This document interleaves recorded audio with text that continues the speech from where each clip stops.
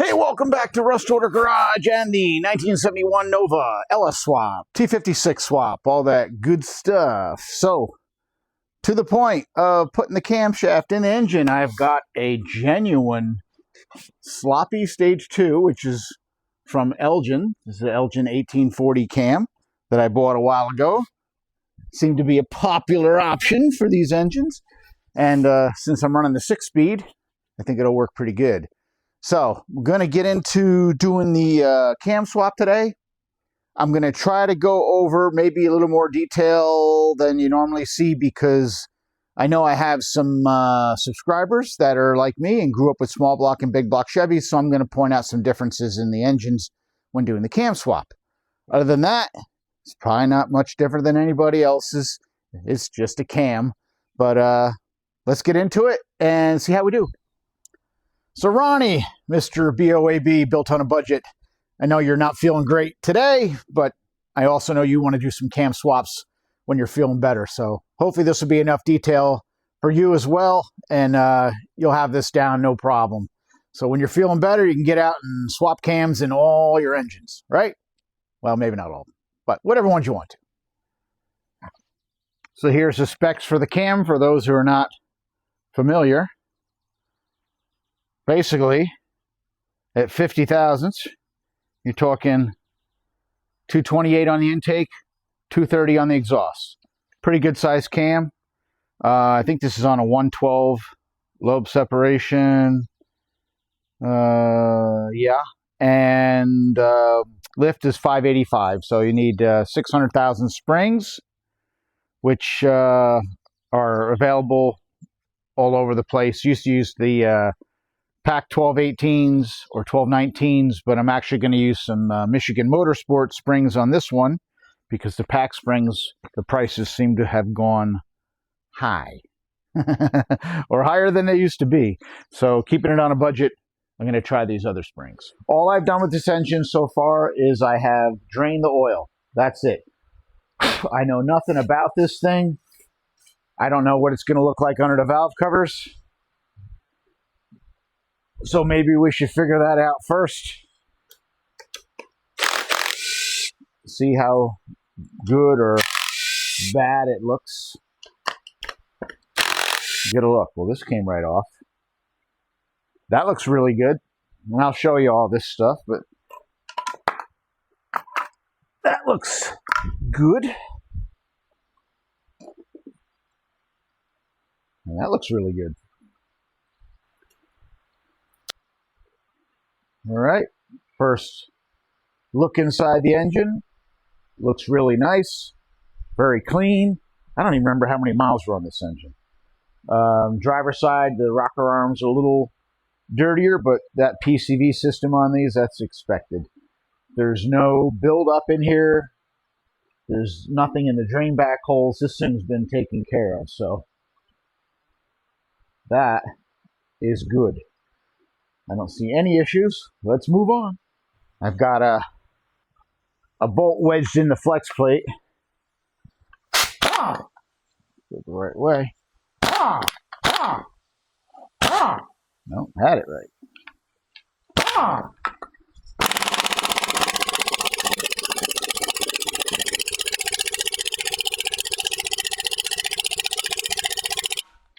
I do not have a weighted socket, which would be the way to go here. I don't know if this is going to get it.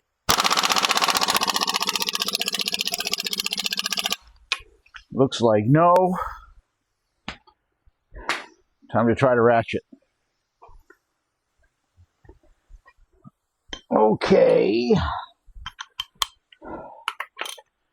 Try a breaker bar on this. I think we're just going to mess up the flex plate, which doesn't matter because I'm not going to use it, but wow, that was tight. All right, we got it.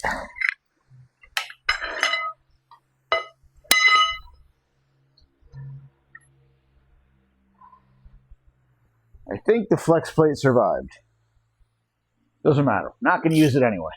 All right, next thing I'm going to do is get the balancer off you got to have one of these. Whatever brand you feel like buying. This is an OEM Tools, what is it? 25090. They work great.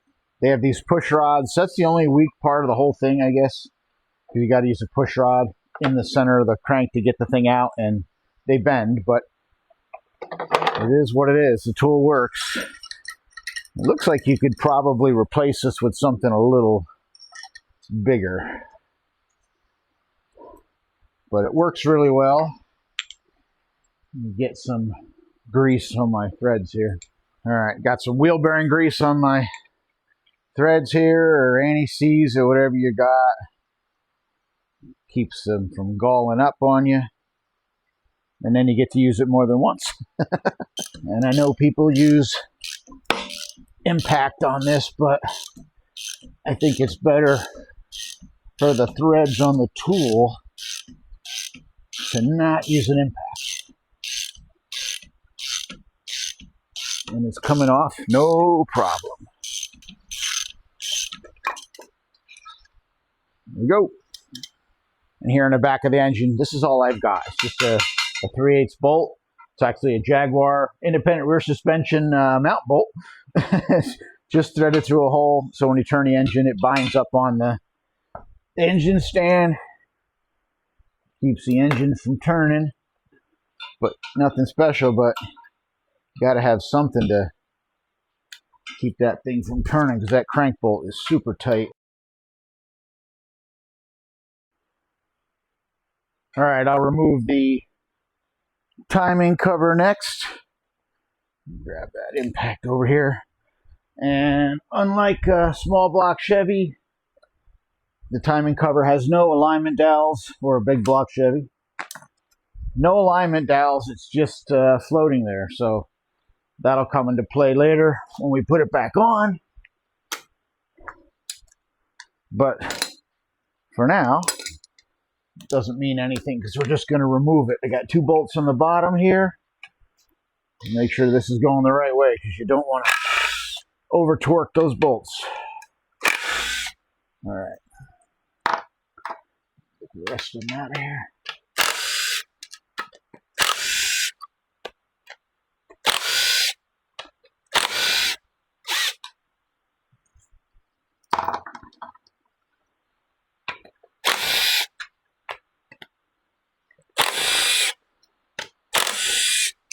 All right. Fit for the bolts. They're all the same size, so don't have to worry about anything there. All right, now get that off of there, and I see RTV. We may not be the first person here. I don't know, that could just be red sealant from the factory gasket. Let's see, don't want to scratch anything up.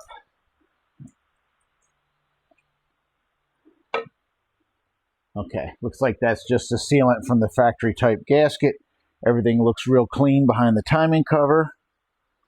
No issue there. We will be replacing the crank seal for those small block, big block guys. Man, that's not bad at all. The oil pump is mounted on the front of the engine, driven off the crank. No more off a distributor, because there is no distributor. No more nylon teeth on the cam gear, if you remember those.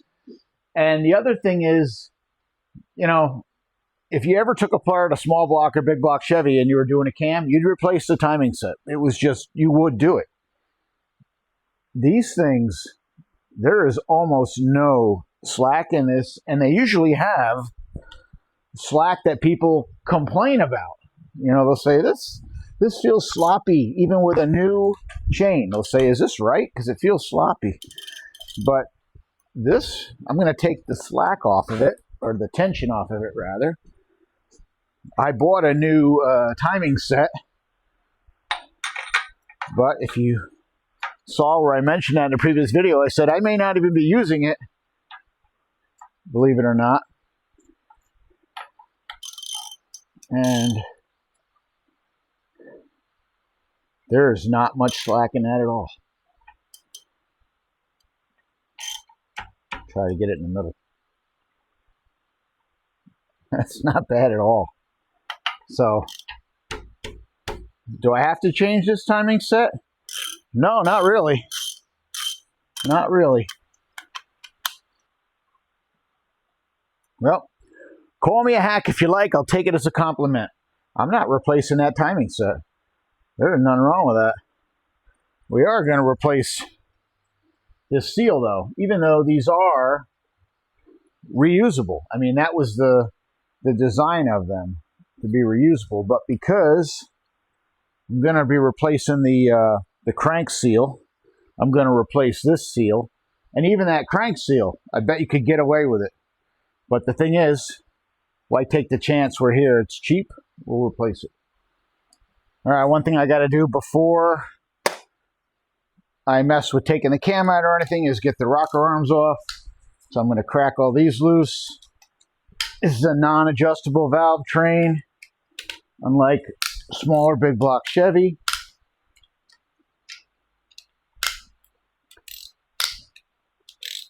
And these are 8mm heads. Get them all cracked loose.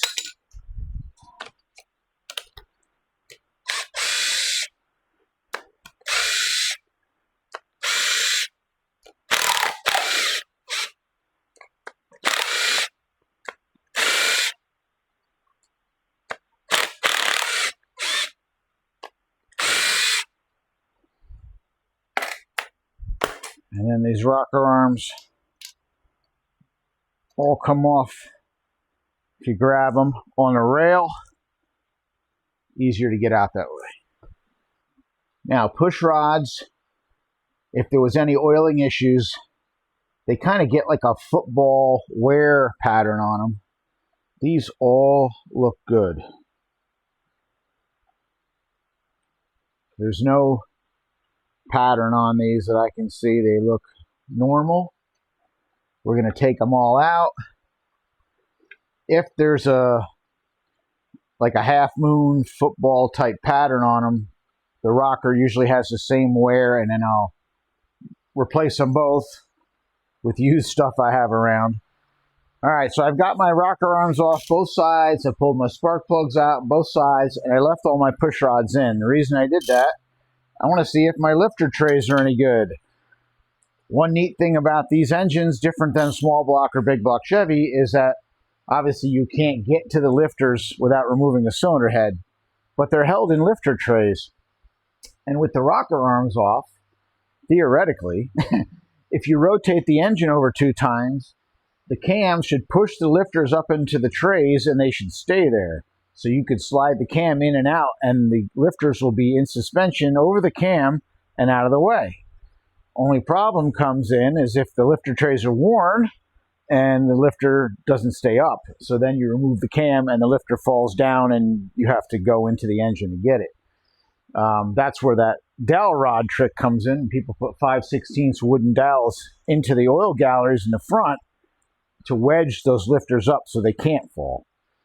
Not going to have to do that because since we're doing the oil pan anyway, you turn the engine upside down, the lifters can't fall down. So that works to solve that problem. But what I want to do right now is, just for the fun of it, I have all my push rods in. I'm going to turn the engine over twice, and the push rod should come up and stay up. I'll put you on this side. I'm going to turn this engine over a couple times. You see the push rods going up, and then they should stay up. And this side is, and this side is. So, according to that, my lifter trays are good, and I could pull the cam out right now and swap it. But because we're going to do the pan anyway, I got to turn it upside down. It's just a safety. So if I push down on this push rod, except that's probably up in the air, find a push rod that I can, there we go, down, and push it back up, and there it comes up, and it stays up. You got to find one that's not on the lobe. There's one, down, push it, and it stays up. So that's cool. The lifter trays are good, but it's not going to help me because I'm turning the engine upside down anyway. Now I can remove the push rods, put them aside. All right, I'm going to get this oil pan off of here.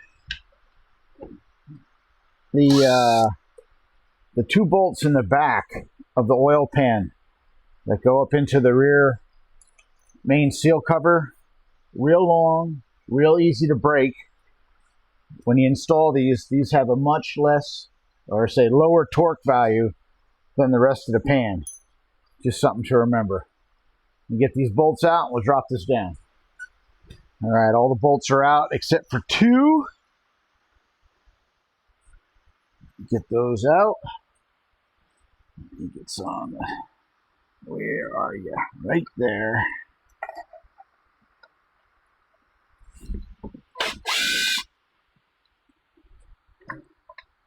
All right, oil pan is ready to come down.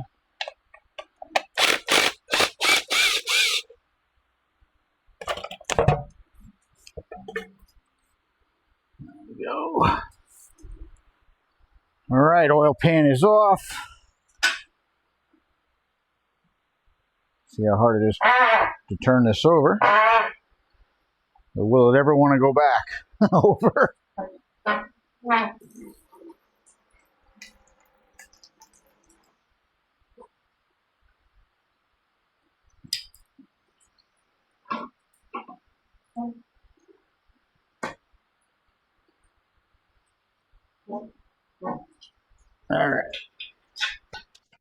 All right, we're going to continue on the cam swap. Obviously, if you saw the previous video, we already did all the oil pan work. So the oil pan's on. The engine is upside down because, as I explained before, the lifter trays will hold the lifters up in the air, but if they get worn, the lifters can fall down into the engine. Even though these lifter trays tested okay, looking at the push rods, for insurance, and I don't have any 5/16 dowels to use in the oil galleries, I'm just going to do it with the engine upside down, then I have no issues.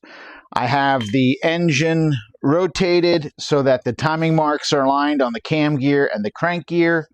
I will show that better when we turn the engine over after the cam is swapped. So, unlike a small block Chevy, there is no lock plate on the cam. I'm just going to crack these loose.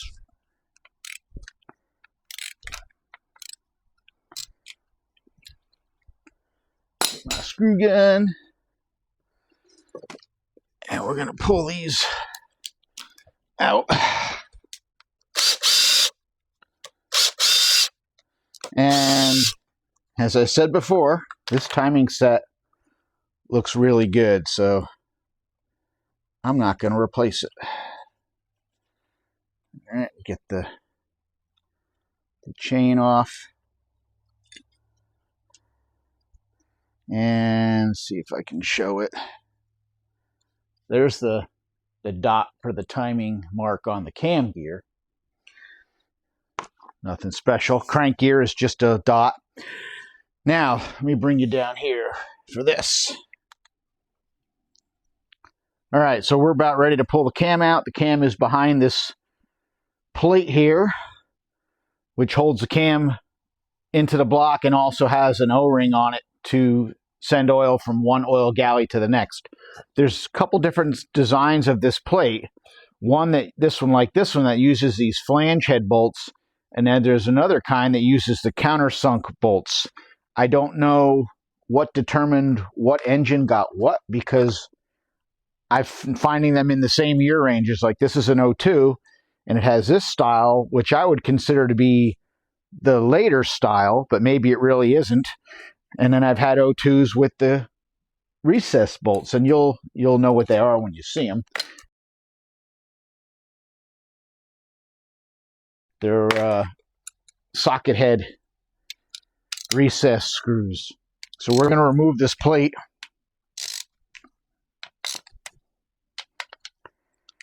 And because there's a couple different styles, sometimes it's hard to know what you're buying when you buy one online. So I found one on Amazon, which is the correct one for these cap screws. It's made by Mal, and I will put the part number up when I get it.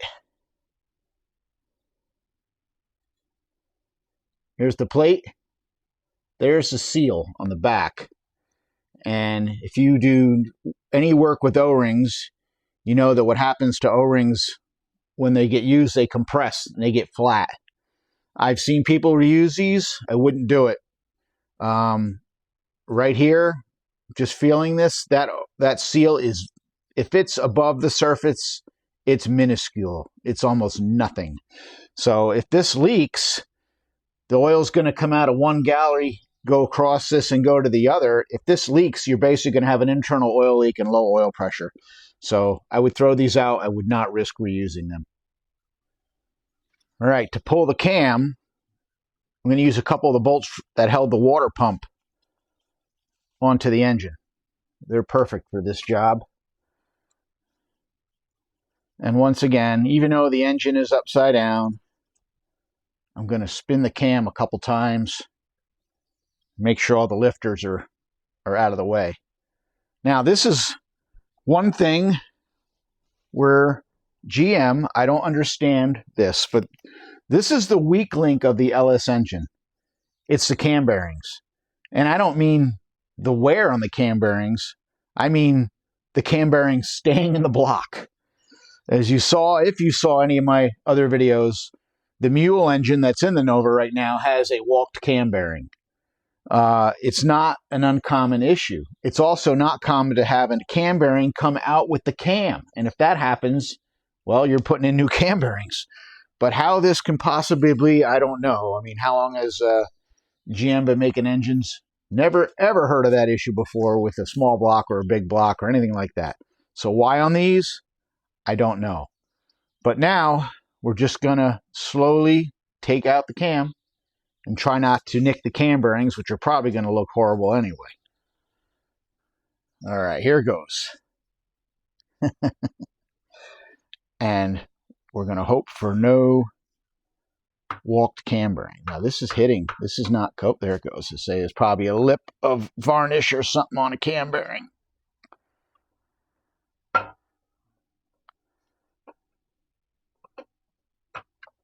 Bring it out slowly. As long as we get it out without a cam bearing coming out, we'll be all right.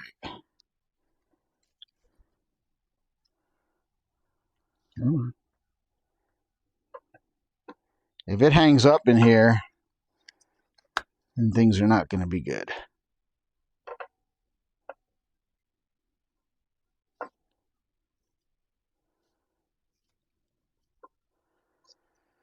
This is not good.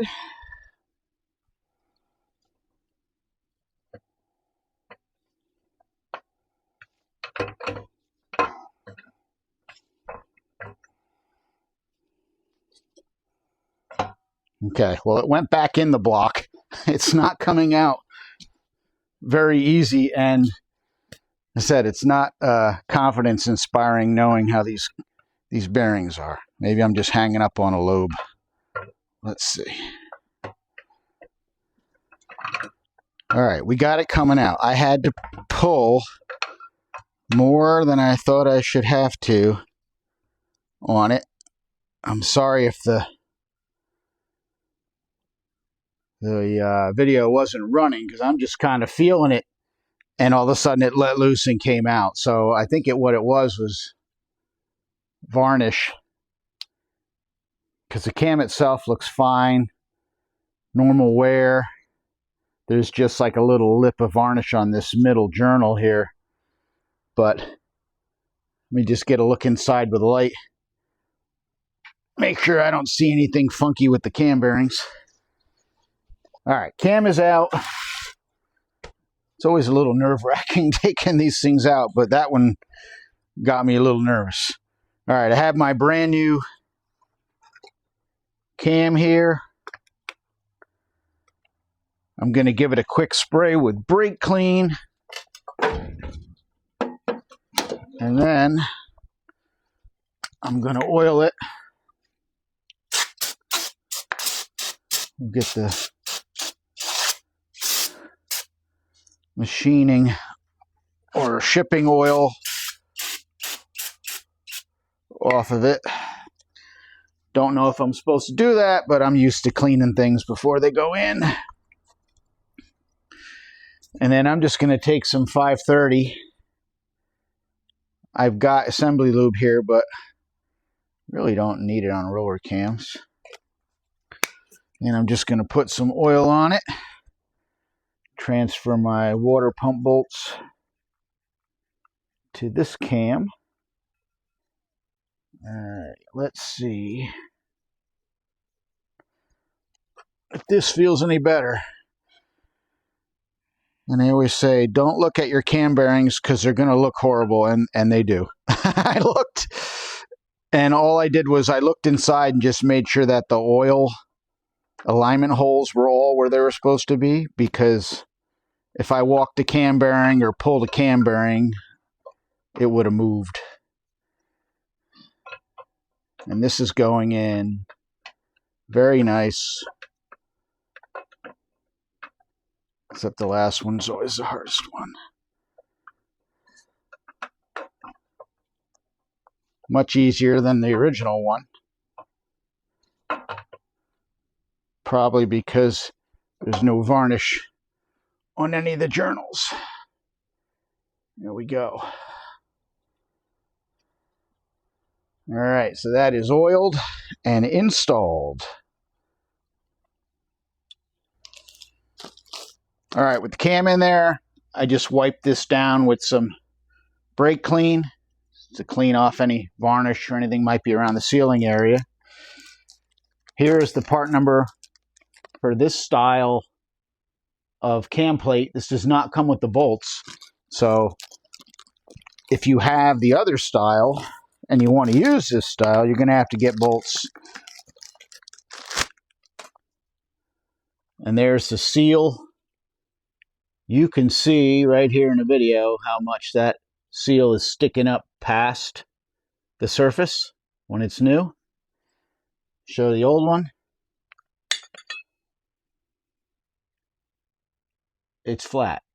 It's completely compressed.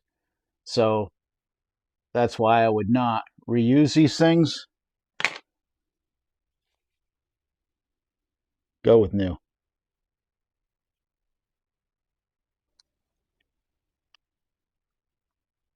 All right, this is just gonna bolt on. I'm not using Loctite on it. In fact, I don't even know the torque spec. I'm just gonna crank it down. And if you're not comfortable with that, look up the torque spec and torque it. I'm not gonna strip it.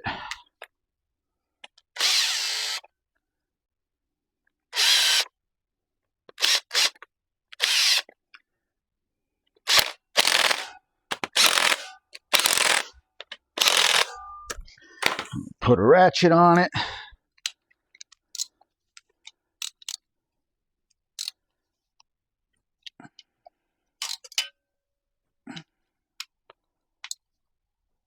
All right. That's not going anywhere. It's not cranked to death, but it's tight. All right, the chain can come back down like that. And now, put a bolt back in so I can turn it. Let's see where we have to be to line it up. All right, that is in. Let's flip the engine back over. All right, engine is flipped over, obviously. I've got the dot on the crank gear straight up. I'm going to line it up with the cam gear timing mark straight down, which means that the alignment dial is going to be off to the right, 3 o'clock.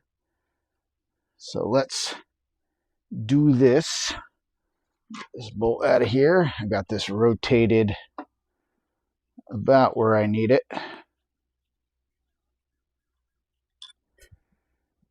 And then we'll double check afterwards, obviously. So,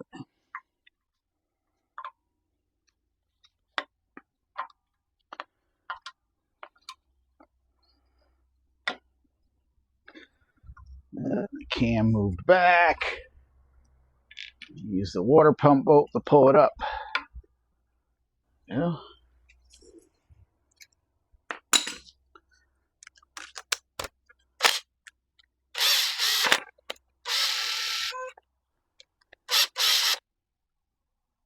All right, torque spec on these bolts, according to Google, is 26 foot-pounds. So one thing I will torque.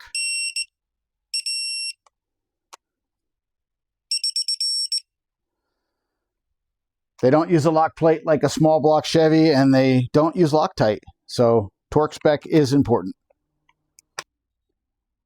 There's a better view of the dot on the crank gear. It's not easy to see, but there you can see it there. And that's lined up straight on with the cam gear. Let's see if I can, yeah, see from the top you can barely see it. Get over here. You can see it a little better. Anyway, that's the mark. You want to line up with your cam gear. All right, getting ready to change the front seals so we can put the timing cover back on. Probably nothing wrong with it, but it may have been leaking a little bit. So I'm just going to caveman it. I've got a clamp here that's big enough to go around it.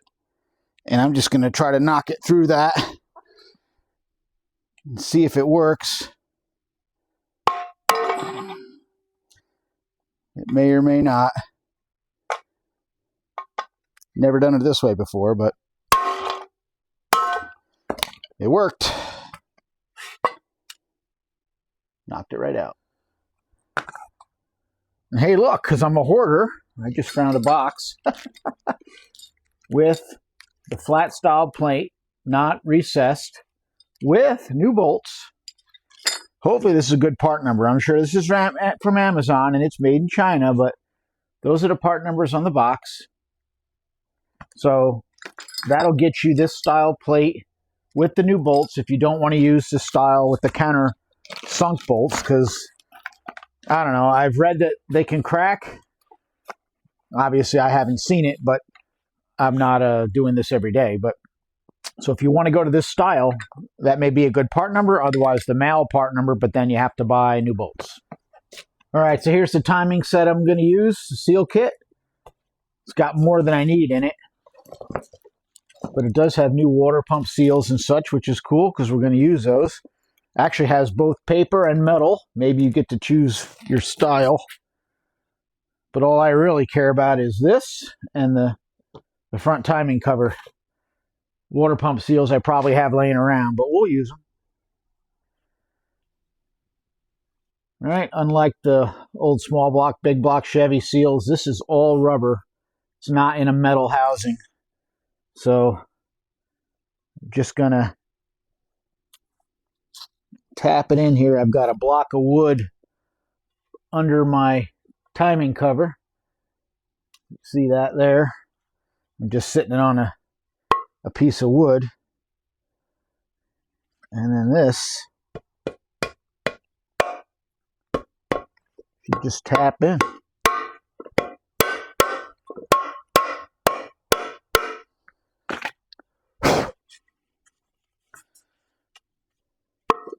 Nice and easy.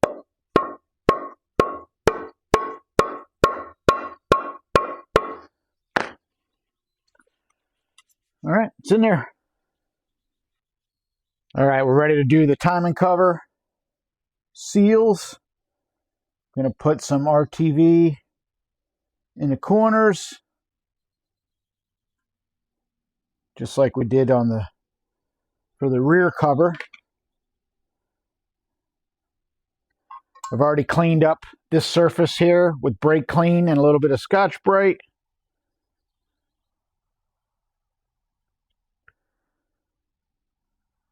The seal is a little bit bent. I already got my bolts ready. I've already cleaned up the back of the timing cover.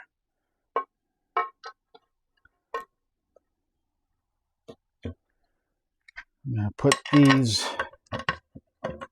in. I said this gasket looks a little bit tweaked because it is metal.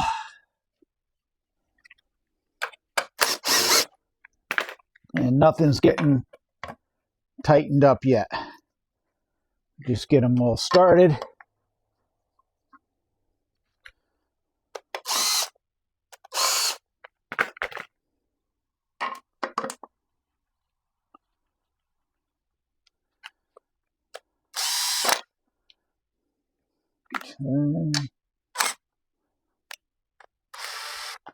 Now we have two that go in from the bottom. I missed one of these in there.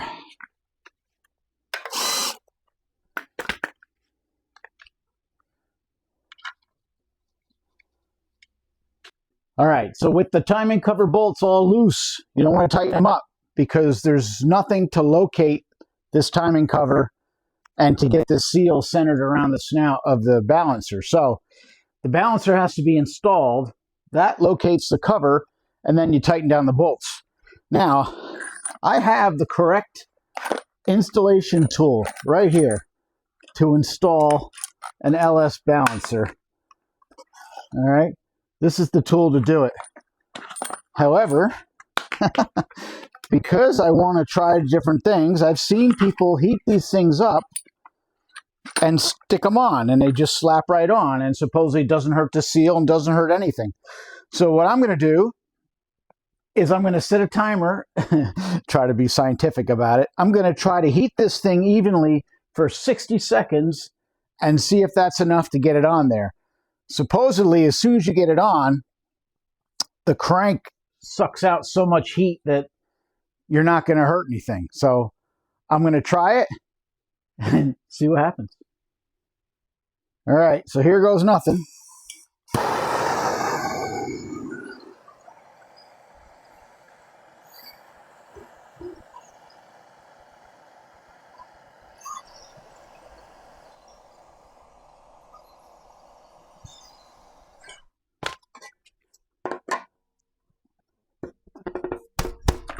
Not enough.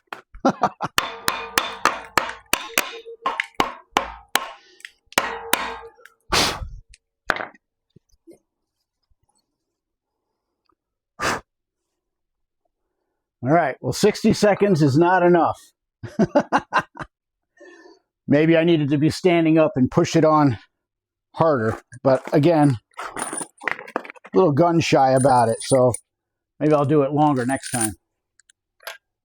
And to tell you the truth, the way I tried to do it, I didn't even get it far enough to touch this seal. So you either got to heat it up longer or be faster. Whatever. I got the right tool right here.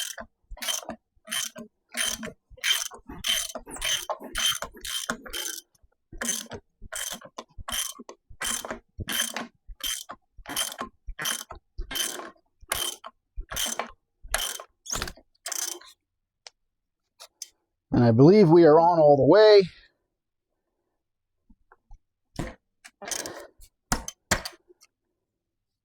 Looks like it.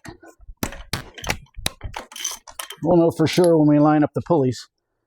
But the right tool works very easy too. No problem. All right, so with the timing cover aligned, the balancer, I'm going to snug up these bottom timing cover bolts.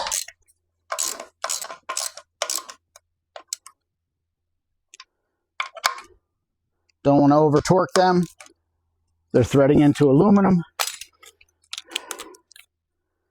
Now we got the timing cover.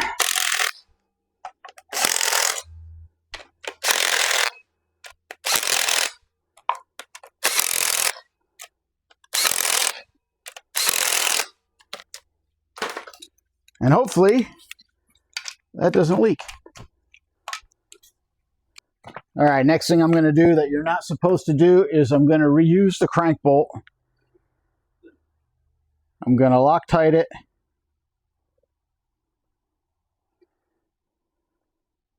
You're supposed to buy a new bolt every time, because this is a torque to yield bolt. But not happening. Just going to put it in and crank it down. And I'll probably have to put a breaker bar on it. This thing is supposed to be torqued to a ridiculous number. I don't know if it's 250 foot-pounds or something crazy, but if you saw me take this apart, you saw the effort it took to get it off. So I'm going to crank on this thing. Move you out of the way. I've got the flex plate blocked.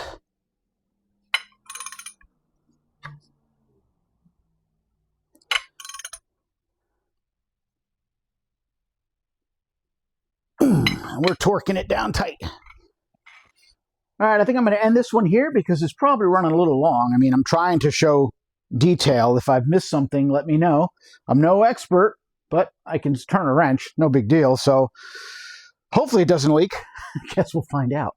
So far so good. Cam's in. The only part that was a little nerve-wracking was getting the old one out. Did not feel like it was going to come out, and gave it a little tug, and it did come out. So that's good. But when we come back, we'll do the valve spring upgrade to finish this off. So I guess so far so good. And then, of course, after everything's done, we're going to start it right on the stand again. So we're going to find out right away if it leaks or leaks badly. I don't know. So whatever. It is what it is. We'll see what happens. So thanks for watching. Thanks for following, and we'll see you on the next one. Later.